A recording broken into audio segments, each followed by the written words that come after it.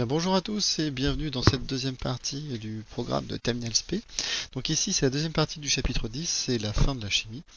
Donc eh bien on va continuer sur les synthèses organiques et voir quelles sont les principales réactions de base en chimie organique. Alors, vous en avez trois, vous avez ce qu'on appelle les substitutions, les additions et les éliminations.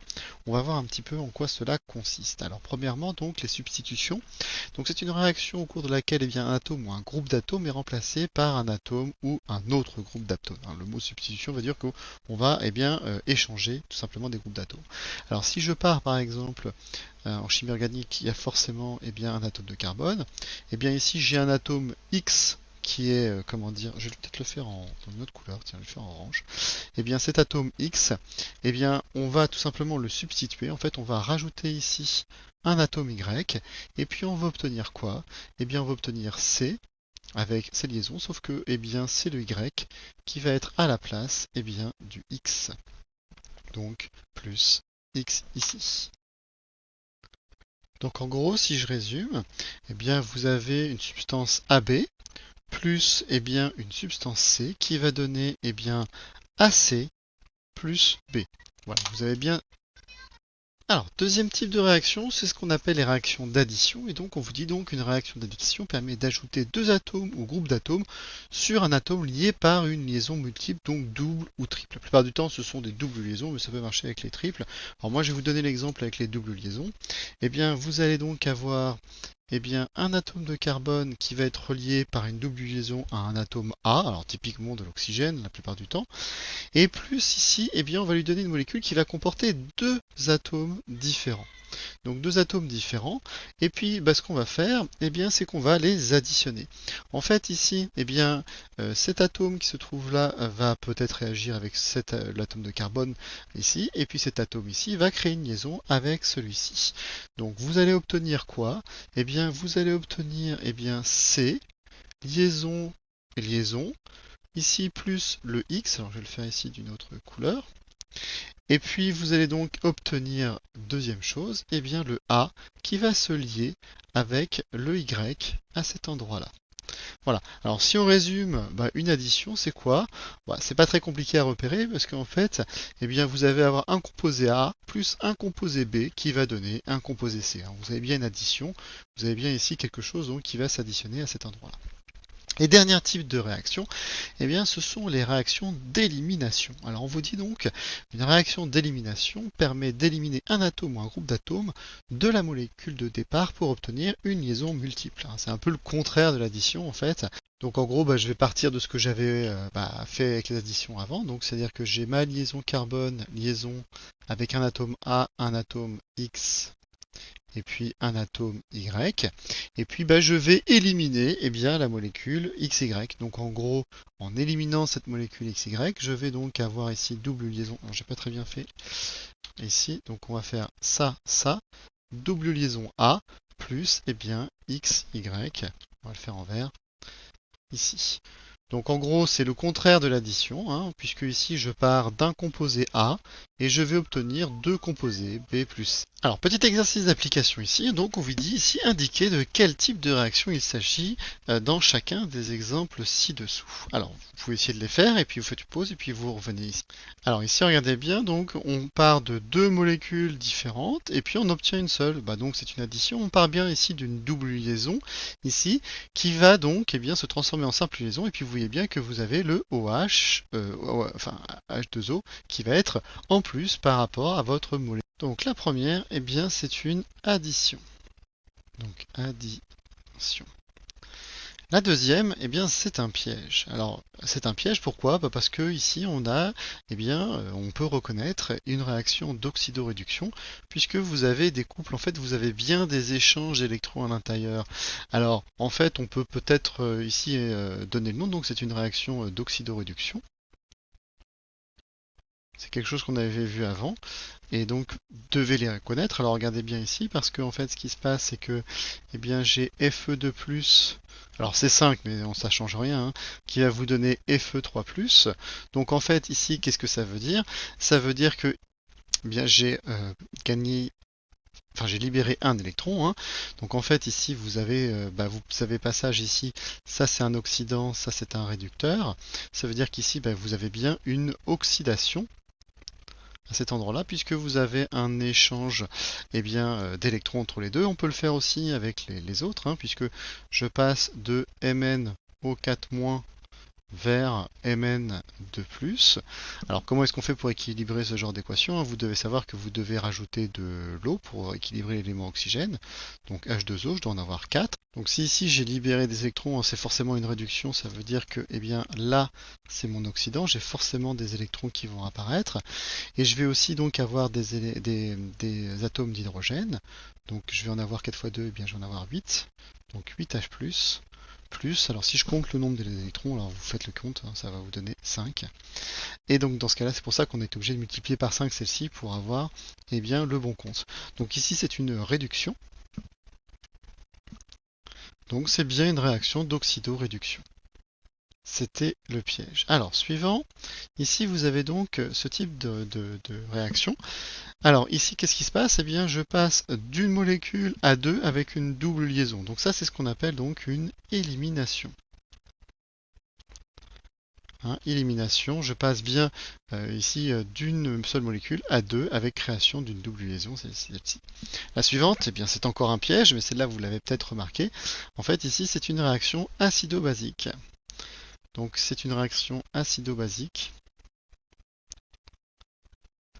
Et oui, parce qu'en fait, vous avez bien un échange de protons. Hein. Vous avez bien NH3 qui va donner NH4+. Comment est-ce qu'il fait pour avoir ça? Il est obligé de réagir avec H+.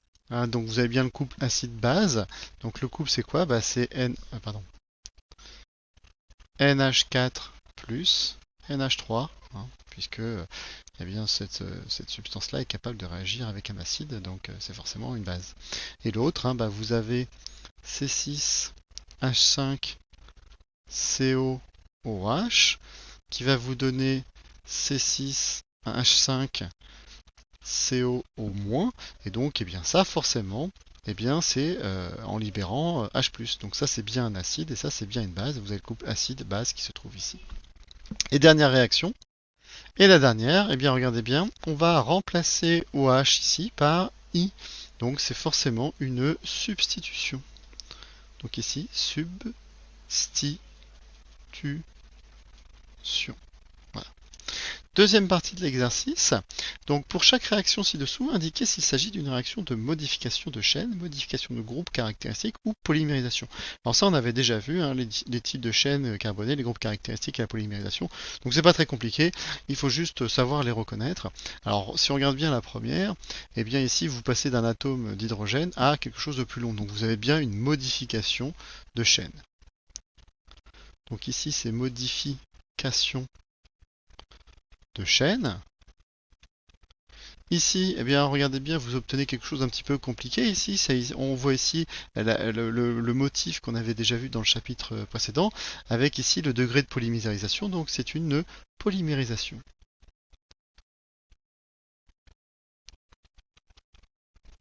Et puis la dernière, c'est ici un changement de groupe caractéristique. Hein. On passe ici d'une cétone à un alcool. C'est donc un changement.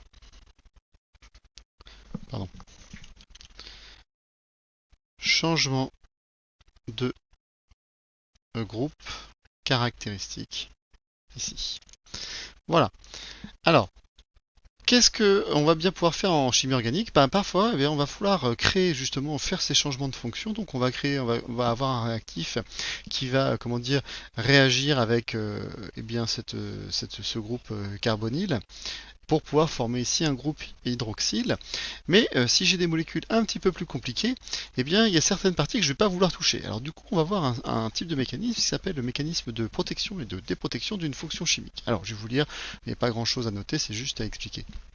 Alors la protection d'un site par une réaction intermédiaire réversible permet de le protéger, c'est-à-dire de le modifier temporairement pour empêcher de réagir lors d'une synthèse.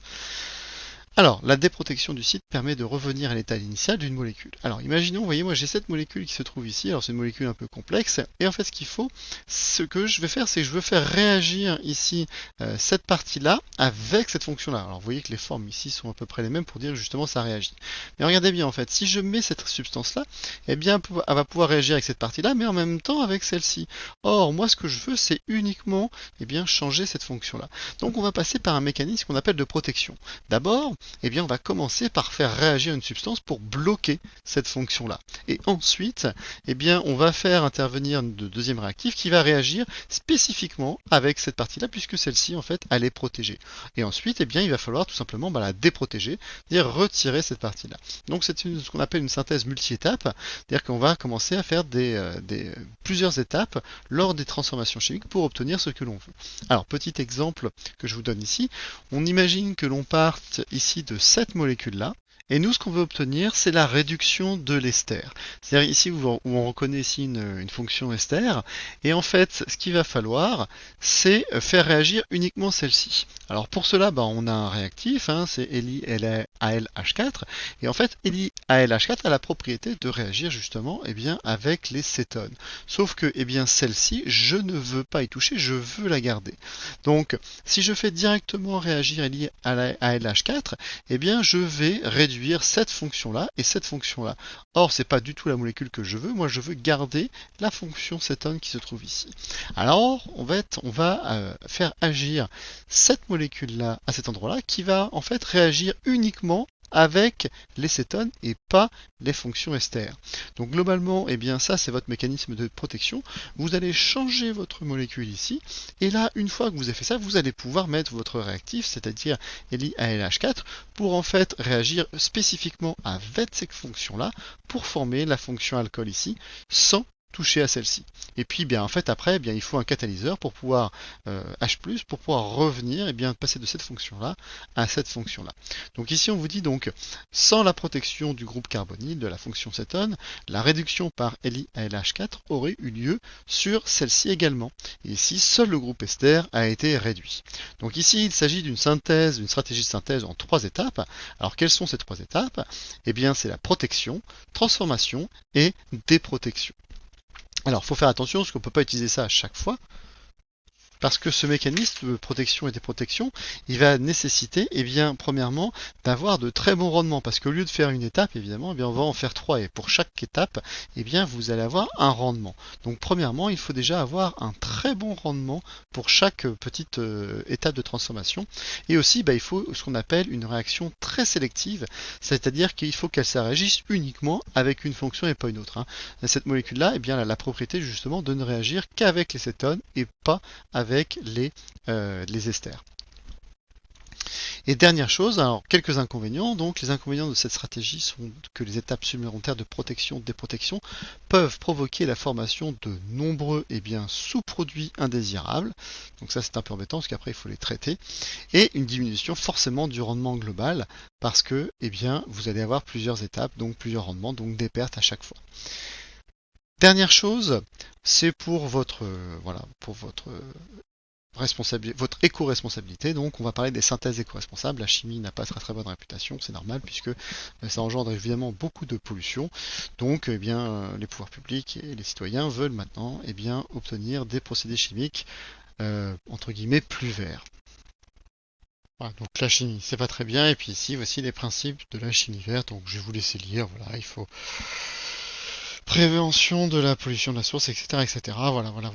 Ça y est, c'est fini. On a terminé ce programme de chimie. Je vous dis à bientôt et au revoir.